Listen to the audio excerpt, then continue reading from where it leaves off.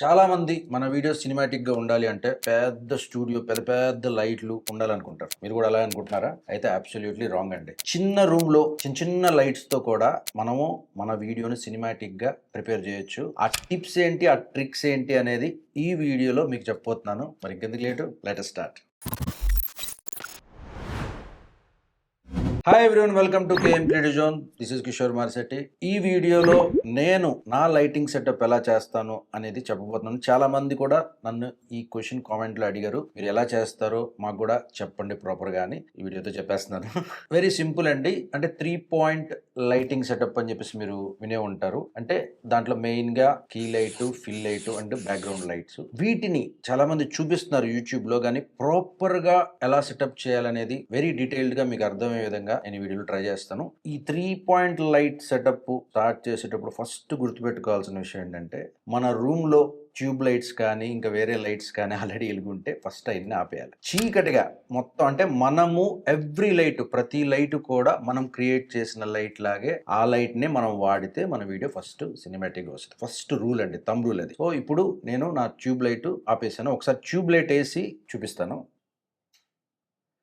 చూసారా, ఇదేంటంటే ఇప్పుడు ఓవర్ స్పిల్ అయిపోయి మీరు ఇందాక చూసినంత వీడియో సినిమాటిక్నెస్ మిస్ అయింది. చూసారా, ఇప్పుడు మళ్ళీ ప్రాపర్ లైటింగ్ ఎక్స్పోజర్ అంతా ఉంది. నెక్స్ట్ వచ్చేసరికి ఫస్ట్ మనము కీ లైట్ అంటే ఫస్ట్ మెయిన్ లైట్ అన్నమాట. మెయిన్ లైట్ మనము ఇక్కడ నా దగ్గర గోడాక్స్ 60 వాట్స్ లైట్ అండ్ అలాగే ఒక సాఫ్ట్ బాక్స్ ఉంది. ఈ సాఫ్ట్ బాక్స్ కి నేను గ్రిడ్ కూడా యాడ్ చేశాను. అయితే ఇప్పుడు మనం కేర్ తీసుకోవాల్సింది ఏంటంటే, దీన్ని వితౌట్ మాడిఫైయర్, అంటే వీటిని మనం మాడిఫైయర్ అంటారు, అంటే మనము ఆ లైట్ ని ప్రాపర్ గా షేప్ చేసుకోవడానికి మనకి వీలవుతుంది అనమాట. సో ఈ మాడిఫైయర్ సాఫ్ట్ బాక్స్ డైరెక్ట్ గా వేసామనుకోండి, ఇప్పుడు ఎలా ఉంటుందంటే, ఇప్పుడు హార్ష్ గా, ఇప్పుడు చూసారా హార్ష్ గా ఉంది నా స్కిన్ అంతా. కానీ నేను ఇప్పుడు ఈ సాఫ్ట్ బాక్స్ యాడ్ చేస్తే మనకి డిఫ్యూజర్, సో దీన్ని యాడ్ చేసి మళ్ళీ లైట్ అప్ చేసినప్పుడు నా స్కిన్ అంతా కూడా ఆ హార్ష్ లైట్ నుండి మళ్ళీ సాఫ్ట్ గా ఉంటుంది. మరి ఈ గ్రిడ్ ఏంటి, ఇలాగా హనీ కోంబ్ లాగా ఉంది, మనకి తేనె తొట్టి లాగా ఇలాగ ఉంది చూసారా, ఇది గ్రిడ్. సో ఈ గ్రిడ్ ని మళ్ళీ యాడ్ చేయడం వల్ల ఏమవుతుందంటే, మనకి జనరల్ గా సాఫ్ట్ బాక్స్ లో ఆ షేప్ ఇలా ఉన్నప్పుడు మనకి లైట్ ఫుల్ గా స్పిల్ అవుతుంది. కానీ ఇప్పుడు నేను మల్టీ లేయర్డ్ గా, అంటే ఇప్పుడు key light, fill light, background light and practical lights అన్ని వాడాను కదా. సో వీటన్నిటిని దాని ఎక్స్పోజర్స్ ప్రాపర్ గా ఉండాలనుకున్నప్పుడు నాకు మెయిన్ కీ లైట్ ఓన్లీ నా సబ్జెక్ట్ మీదే పడేటట్టుగా నేను ప్లాన్ చేసుకోవడానికి సెటప్ చేశాను అనమాట. గ్రిడ్ తో ఇప్పుడు నాకు చూస్తున్నారు కదా, గ్రిడ్ తీసేసి only soft box with diffuser ఎలా ఉంటుందో ఒకసారి చెక్ చేయండి. ఓన్లీ డిఫ్యూజర్ ఒకటే పెడితే చూసారా, బ్రైట్ అయిపోయింది. గ్రిడ్ వేయటం వల్ల ఏంటంటే కొంచెం కరెక్ట్ ప్రాపర్ డైరెక్షనల్ గా నాకు సబ్జెక్ట్ మీద పడుతుంది.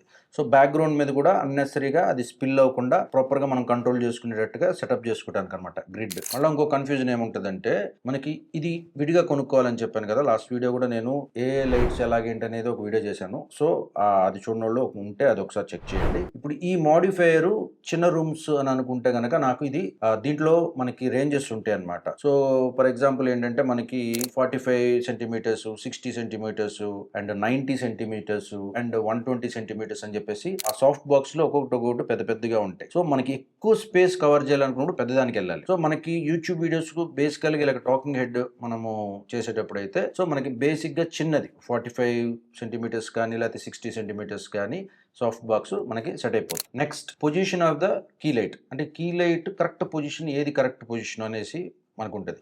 ఇప్పుడు కెమెరా ఇలా ఉంది, నాకు క్వైట్ ఆపోజిట్ లో కెమెరా ఉంది. సో కెమెరా నాకు స్ట్రైట్ గా ఉన్నప్పుడు, సో మనకి మన కీ లైట్ 45 డిగ్రీస్ వరకు మనం పెట్టుకోవచ్చు. అంటే 45 డిగ్రీస్ నుండి మళ్ళీ లెఫ్ట్ కి ఇలా వెళ్తా ఉందనుకోండి, సో ప్యారల్ గా నాకు సైడ్ వచ్చింది అనుకోండి, సో ఆటోమేటిక్గా లైట్ ఓన్లీ ఒక సైడ్కే వస్తుంది. కానీ మనకి అదేంటంటే కొంచెం మూడీ లైటింగ్, సినిమాటిక్నెస్ కావాలి అనుకున్నప్పుడు మనం చేస్తాం. కానీ యూట్యూబ్ వీడియోస్కి మనకి ఆ రేంజ్ తీసుకెళ్లకుండా to the max 45 degrees angle వరకు పెట్టుకొని, కొంచెం అవసరం అనుకుంటే మీకు ఫిల్ లైట్ లేదు అని అనుకున్నప్పుడు, కొంచెం ఇటు కూడా కవర్ అవ్వాలి అనుకున్నప్పుడు, మీరు కొంచెం ఆల్మోస్ట్ 45 to 20 వరకు మీరు మీ కెమెరాకి అలా అడ్జస్ట్ చేసుకోవచ్చు మీ నీడ్స్ ప్రకారం. ప్రస్తుతానికి నేను ఆల్మోస్ట్ 45 డిగ్రీస్ యాంగిల్లో నేను నా మెయిన్ లైట్ పెట్టాను, కీ లైట్ లో పొజిషన్ అయిపోయిన తర్వాత మనకి ప్రాపర్ యాంగిల్ ఎలాగా అనేది మనం చూస్తే, ఇప్పుడు మనకి మీరు ఒకటే గుర్తుపెట్టుకోండి. ఇది అంటే ఇప్పుడు నా ఐ లెవెల్ మీద కొంచెం మన లైట్ కొంచెం అబోవ్‌గా ఉండాలి. మీకు మరీ అబోవ్ ఉంటే ఏమైపోయిద్దంటే మళ్ళా లైట్ ఈ డైరెక్షన్‌లో పడితే కళ్ళ దగ్గర ఇప్పుడు నేను క్యాప్ పెట్టాను. బట్ ఇన్ కేస్ మీ కళ్ళ దగ్గర ఏంటంటే మనకి ఆ గుంటలు అయన్నీ కనపడతాయి. అంటే ఐ లెవెల్ మీద కొంచెం అబోవ్ ఉండి ప్రాపర్ డైరెక్షన్ ఇట్లా ఉండాలి మీకు. అలాగే టు ద మాక్సిమం మీకు ఎంత దగ్గరుంటే అంత మీకు సాఫ్ట్ లైట్ అలాగే ఈ లైట్ కూడా పూర్తిగా ర్యాప్ అవుతది. ఈ లైట్ టు ద మాక్సిమం అంటే మీకు ఫీల్డ్‌లో కనపడకుండా దగ్గరగా ఉండేటట్టుగా మీరు చూసుకోండి. అండ్ అబోవ్ ద హెడ్‌కి కొంచెం అబోవ్‌లో అలాగా మనకి ఏదైతే ఈ బాడీ మొత్తం ఈ పార్ట్ అంతా కూడా ప్రాపర్‌గా కవర్ అవుతుందా లేదా అనేది మీరు చెక్ చేసుకోవాలి. అంటే ఆల్మోస్ట్ మీకు కొంచెం చూడటానికి నీట్‌గా ఉండాలని చెప్పేసి అన్ని ఫిల్ చేసి పెట్టాను. బట్ ఇప్పుడు ఆ డిఫరెన్సెస్ నేను చూపిస్తాను. కీ లైట్ గురించి అయిపోయింది కాబట్టి ఇప్పుడు ఫిల్ లైట్ గురించి వద్దాం. ఇప్పుడు ఆపోజిట్‌లో అంటే నేను నా లెఫ్ట్‌లో కీ లైట్ పెట్టాను. నా రైట్‌లో ఫిల్ లైట్ పెట్టాను. ఇప్పుడు వితౌట్ ఫిల్ లైట్ ఎలా ఉంటదో ఒకసారి నేను ఆల్రెడీ ప్లేస్ చేసిన ఫిల్ లైట్‌ని ఒకసారి ఆఫ్ చేసి చూపిస్తాను. ఒకసారి చెక్ చేయండి.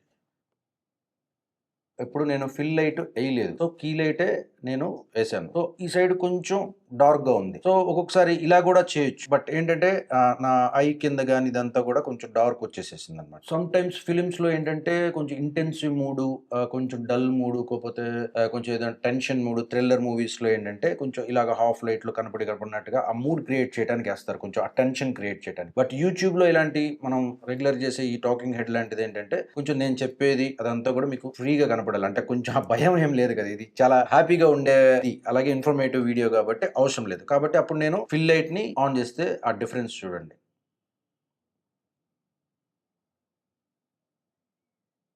ఫిల్ లైట్‌లో కీ లైట్ కంటే ఫిల్ లైటు మీకు కొంచెం తక్కువుండాలి. ఎందుకంటే ఇప్పుడు సపోజ్ ఇది ఎగ్జాంపుల్ ఒక 100% లైట్ ఉందనుకోండి. ఇక్కడ ఆల్‌మోస్ట్ ఒక 50% మీరు ఫిల్ లైట్‌ని తగ్గించుకోండి. సో, దానివల్ల ఏంటంటే ఒక బ్రైట్ నుండి కొంచెం అలాగా గ్రేడియంట్‌గా మనకి కొంచెం ఆ షాడో వస్తది. దానివల్ల ఏమైపోయిద్దంటే ఆ ఫ్లాట్‌నెస్ రాదు. ఇప్పుడు మనకి ఎందుకు ఈ 45లో పెట్టాము అంటే మనకి కొంచెం డైరెక్షనల్ లైట్ వస్తది కాబట్టి. ఇప్పుడు నా నోస్ ఇదంతా కూడా ఫేస్‌లో ఉన్న ఆ డీటెయిల్స్ అవన్నీ కూడా ఫ్లాట్ అవ్వకుండా ప్రాపర్‌గా మీకు ఆ 3 డైమెన్షనల్‌గా మీకు కనపడుద్దనమాట వీడియో. సో, సపోజ్ ఇప్పుడు ఒకవేళ నేను ఇది పెంచాననుకోండి. ఇప్పుడు చూసారండి చెక్ చేయండి. ఇప్పుడు ఫుల్‌గా పెంచేసాను.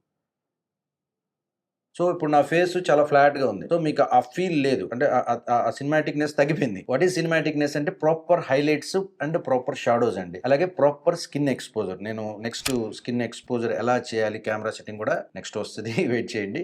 ఇప్పుడేంటి నేను ఫుల్ దీన్ని కూడా ఆల్మోస్ట్ దీన్ని ఈక్వల్‌గా చేసినప్పుడు నా ఫేస్ చూసారా? ప్రాపర్‌గా మొత్తం ఒకే ఎక్స్‌పోజర్‌లో ఉంది లైటింగ్‌లో. ఇప్పుడు తగ్గిచ్చేసాను. ఆల్మోస్ట్ ఇప్పుడు తగ్గించడం వల్ల ఆటోమేటిక్‌గా ఆ ఫ్లాట్‌నెస్ పోయిందనమాట. కొంచెం ఫేస్ ప్రాపర్‌గా మనకి హైలైట్స్ అండ్ షాడోస్ ప్రాపర్‌గా ఉన్నాయి. నెక్స్ట్ ఫిల్ లైట్‌లో మనం ఇంకొక జాగ్రత్త ఏం తీసుకోవాలంటే అంటే ఇన్ కేస్ మన దగ్గర బడ్జెట్ అనేది ప్రతిదానికి ప్రాబ్లమాటిక్ ఇష్యూ. కీ లైట్ మీకు ఎక్కువ వాట్స్ తీసుకోండి.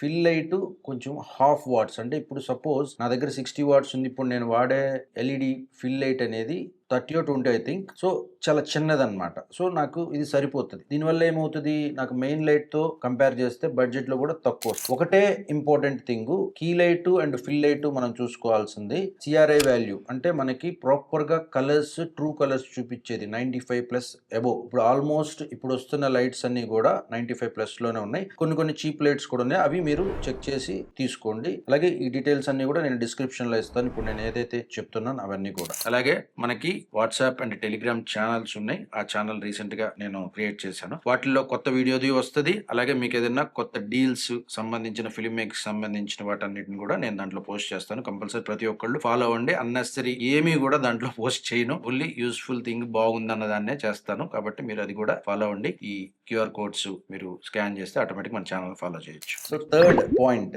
Back light. బ్యాక్ లైట్‌నే మనము రిమ్ లైట్ అని కూడా అంటాము. సో, ఇది ఎందుకు యూజ్ చేస్తాము అంటే మనకిప్పుడు సపోజ్ బ్యాక్‌గ్రౌండ్ ఉంది. ఈ బ్యాక్‌గ్రౌండ్‌కి సో, ఎనకాల ఒక మనకి బ్యాక్‌గ్రౌండ్‌కి అలాగే ఫోర్‌గ్రౌండ్‌కి మధ్యలో మనకు ఆ రిమ్ లైట్ ఎయటం వల్ల లేకపోతే బ్యాక్ లైట్ ఎయటం వల్ల ఏంటంటే ఇక్కడ నాకు చూసారా నేను కావాలని చెప్పి మనకి ఎనకాల ఒక ఆరెంజిష్ లైట్ ఎసాను. సో, ఆర్‌జీబీ లైట్ అది నేను చెప్తాను. ప్రాక్టికల్ లైట్స్ అన్నమాట. సో, నాకు బ్లూ లైట్ ఉండటం వల్ల నా షోల్డర్ షోల్డర్ నుండి ఇక్కడ ఈ సైడ్ అంతా కూడా మనకి ర్యాప్ అవుతుంది, మనకి హెడ్ దగ్గర నుండి ఇదంతా కూడా ర్యాప్ అవుతుంది. దీన్నే మనం బ్యాక్ లైట్ కానీ రిమ్ లైట్ అంటాం. రిమ్ లైట్ అంటే సైడ్. సో ఫేస్ ఆ 3 డైమెన్షనల్ లుక్ ఇవ్వడానికి మనము యాక్చువల్ గా ఈ డిఫరెంట్ లైట్స్ మనం డిఫరెంట్ యాంగిల్స్ లో వేయటం వల్ల ఏమైందంటే మనకి ఆ న్యాచురల్ గా మనకి ఆ ఫీచర్స్ అన్ని మనకి బయటకు వస్తాయి అనమాట. నిజం చెప్పాలంటే ఎలాంటి వాళ్ళైనా ప్రాపర్ లైటింగ్ చేస్తే వాళ్ళు చాలా అందంగా కనపడతారండి. ఫిల్మ్ యాక్టర్స్ కొంతమంది బయట చూసిన దానికి సినిమాల్లో చూసిన దానికి చాలా అందంగా కనపడతారు. ఎందుకు? ప్రాపర్ లైటింగ్, అలాగే వాళ్ళ ఫీచర్స్ కి తగ్గట్టుగా వాళ్ళ మైనస్లు ఏంటి, వాళ్ళ ప్లస్లు ఏంటి అని చెప్పి చూసి వాళ్ళు ప్రాపర్ లైట్ చేసి ప్రాపర్ యాంగిల్ తో మనకి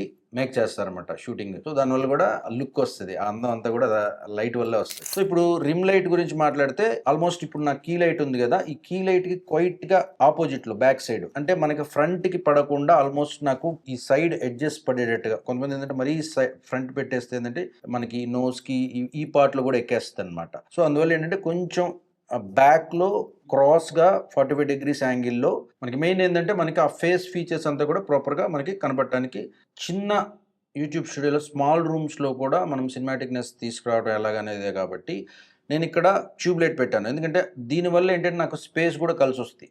కీ లైట్ లాగా fill light and back light ఇవన్నీ కూడా పెట్టాను అనుకోండి, స్పేస్ ఆక్యుపెన్సీ ఎక్కువైపోతుంది.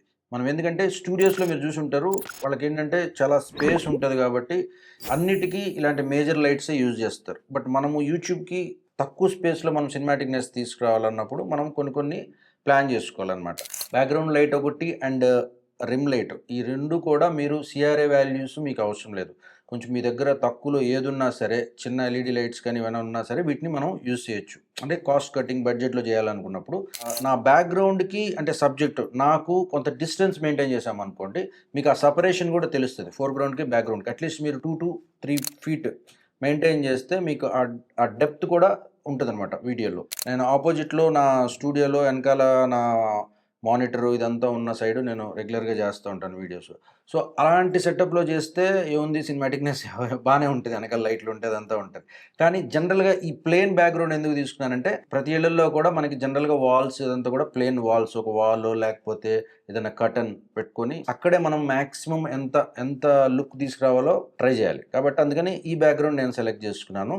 సో ఆల్మోస్ట్ ఇది వాల్, మీరు సేమ్ మీ ఇంట్లో వాల్ లాగా మీరు ఫీల్ అయితే, సో ఎంప్టీనెస్ లేకుండా కొంచెం ఆ ఫీల్ ఉండటానికి నేను ఇక్కడ ఒక ట్రీ పెట్టాననమాట. ఈ ట్రీ కానీ లేకపోతే మీ దగ్గర ఏదన్నా షోకేజ్ కైండ్ ఆఫ్ చిన్న చెట్లు లాంటి ప్రతి ఇళ్లలో ఏదో ఒకటి ఉంటాయి.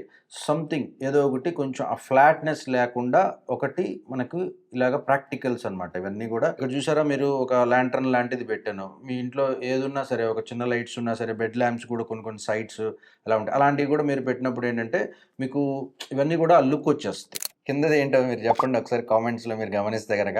నేను చాలా యూట్యూబ్ వీడియోస్ చూశాను, 3 పాయింట్ లైట్ సెటప్ కానీ లేదు సినిమాటిక్ యూట్యూబ్ లైటింగ్ కానీ అందరు చెప్పారు. కానీ ఈ లైటింగ్ చేస్తాము, ప్రాపర్ ఎక్స్పోజర్ గురించి చాలామంది చెప్పట్లేదు. అది ఎలా అంటే ఇంత లైటింగ్ చేసినా సరే మనకు ప్రాపర్ ఎక్స్పోజర్ గురించి, మనకి కెమెరా సెట్టింగ్స్ గురించి తెలియకపోతే మన వీడియో సినిమాటిక్గా ఉండదు. సో దానికి ఏం చేయాలంటే సింపుల్ చిట్కా ఒకటి చెప్తాను. మీరు 4Kలో తీయండి లేదా ఫుల్ హెచ్డీలో తీయండి. సపోజ్ నాది సోనీ కెమెరా, మీరు కెనాన్ అవ్వనండి లేకపోతే పానాసోనిక్ ఏదైనా కానీ. సో మనకేంటంటే 2 ఆప్షన్స్ ఉంటాయి. ఒకటి స్టాండర్డ్లో షూట్ చేయటం, రెజల్యూషన్ అనేది డిఫరెంట్, 4K ఫుల్ హెచ్డీ లేకపోతే 720p ఇవన్నీ డిఫరెంట్. అంటే డిఫాల్ట్గా మనకి కెమెరా వచ్చేసిన తర్వాత స్టాండర్డ్ ఫార్మాట్ ఉంటుంది. ఆ స్టాండర్డ్ ఫార్మాట్లో మనము షూట్ చేసేటప్పుడు సో స్కిన్ ఎక్స్పోజర్, ఎందుకంటే మెయిన్గా మనకి ప్రాబ్లం వచ్చేది ఎక్కడంటే సబ్జెక్ట్ని ప్రాపర్గా లైటప్ చేయటం. సో సబ్జెక్ట్లో స్టాండర్డ్కి 70 IRE పెట్టుకోండి, 70.